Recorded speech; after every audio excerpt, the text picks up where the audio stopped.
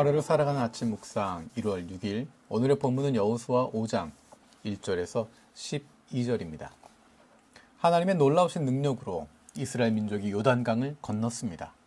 그리고 이 사건으로 말미암아서 요단 서쪽에 있는 아모리 사람의 모든 왕들과 가나안 사람의 모든 왕들의 마음이 녹았다라고 말씀하고 있습니다. 이제 여리고에 대한 공격을 앞두고 있습니다. 정탐도 끝냈고 요단강도 건넜습니다. 이제 여리고에 대한 공격을 앞두고 하나님께서 여호수아에게 한 가지 명령을 내리십니다. 그것은 이스라엘 민족으로 하여금 할례를 받도록 하는 것입니다. 출애굽할 때 이스라엘 백성들은 할례를 받은 상태였지만 지난 40년 동안 애굽에서 나온 군사들은 모두 죽었기 때문에 애굽에서 나온 후 광야에서 태어난 사람들은 할례를 받지 못한 상태였습니다. 그런데 이제 하나님께서 그들에게 할례를 받으라고 말씀하고 계십니다. 2절에서 9절 말씀을 읽겠습니다.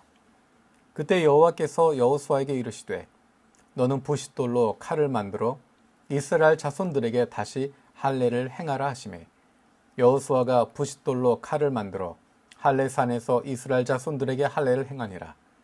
여호수아가 할례를 시행한 까닭은 이것이니 애굽에서 나온 모든 백성 중 남자 곧 모든 군사는 애굽에서 나온 후 광야길에서 죽었는데 그 나온 백성은 다 할례를 받았으나 다만 애굽에서 나온 후 광야길에서 난 자는 할례를 받지 못하였음이라.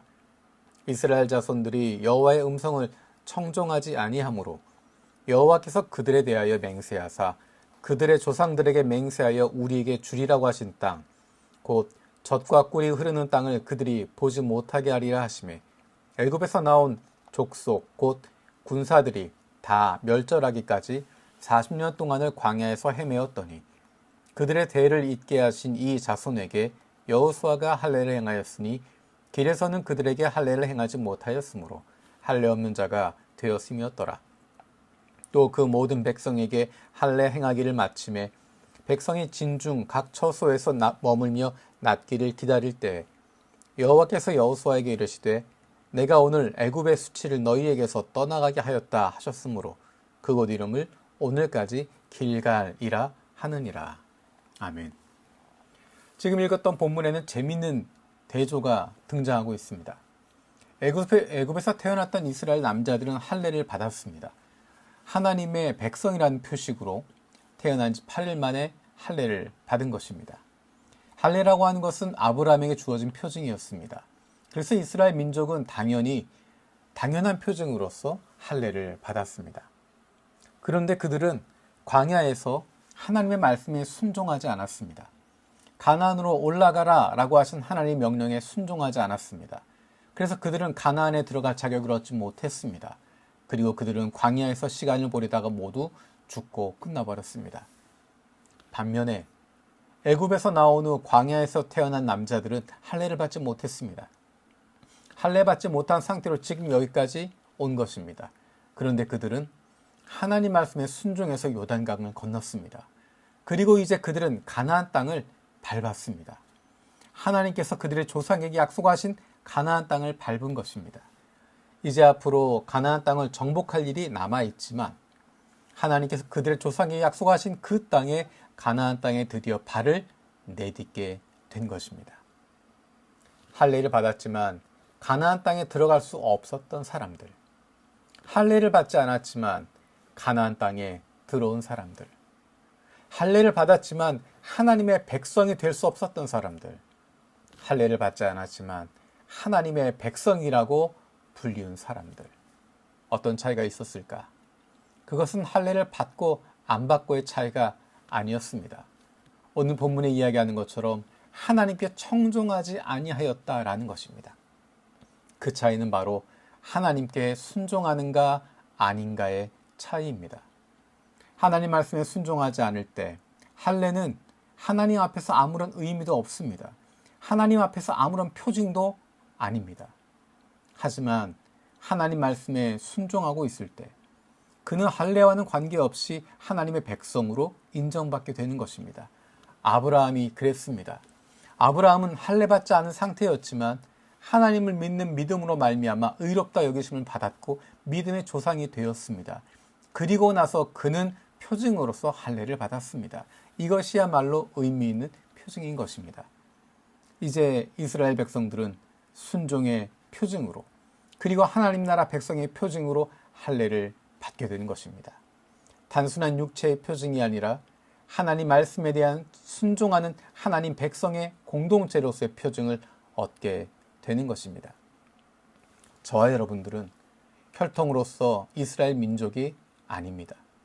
그럼에도 불구하고 우리가 하나님의 백성, 하나님의 자녀가 될 수 있었던 것은 예수 그리스도의 십자가에서 흘리신 귀하신 보혈 때문입니다.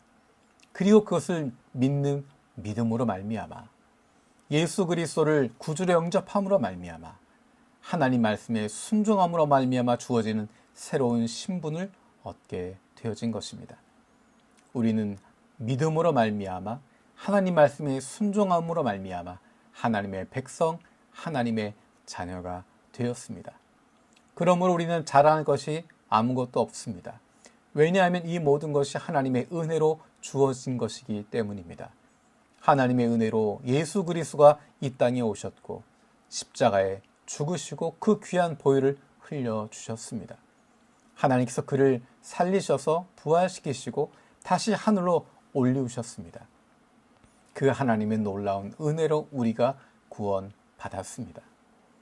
날마다 우리가 기억할 것은 우리가 하나님의 은혜로 구원받았다고 하는 것입니다.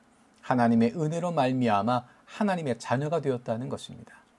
하나님의 백성들에게, 하나님의 자녀들에게 하나님께서 기대하시는 것은 그분의 말씀에 순종하는 것입니다. 백성은 왕에게 순종하는 것입니다. 자녀는 아버지의 마음을 품는 것입니다. 하나님 아버지가 우리의 왕 되신 하나님께서 우리에게 기대하시는 것, 그것은 바로 순종하는 것입니다. 하나님의 말씀을 품는 것입니다. 2025년 살아가는 동안에 저와 여러분들이 하나님 아버지의 마음을 품고 그 아버지를 닮아가는 자녀로 이 땅 위에서 살아가길 원합니다. 왕 되신 하나님의 그 마음을 품고 그 통치하는 마음대로 살아갈 수 있는 그런 말미암아 우리의 삶을 통해서 왕 되신 하나님의 가치가 이 땅 위에 드러나게 되고 빛나게 되어지는 그런 말미암아 아직도 어둠 가운데 있는 이들이 빛 대신 주님께로 돌아오게 되는 놀라운 기쁨의 잔치가 날마다 일어나게 되길 원합니다. 2025년 하나님께서 이루실 일들을 기대합니다. 살아계신 아버지 하나님 감사드립니다. 여호수아에게 명령하신 이야기를 들으며 우리의 모습을 돌아봅니다. 우리는 이스라엘과 혈연적으로 아무런 관계도 없던 사람들입니다. 그럼에도 불구하고 우리에게 하나님의 은혜로 말미암아 구원받게 하시고 하나님의 백성이 되고 하나님의 자녀가 되게 하심을 감사드립니다.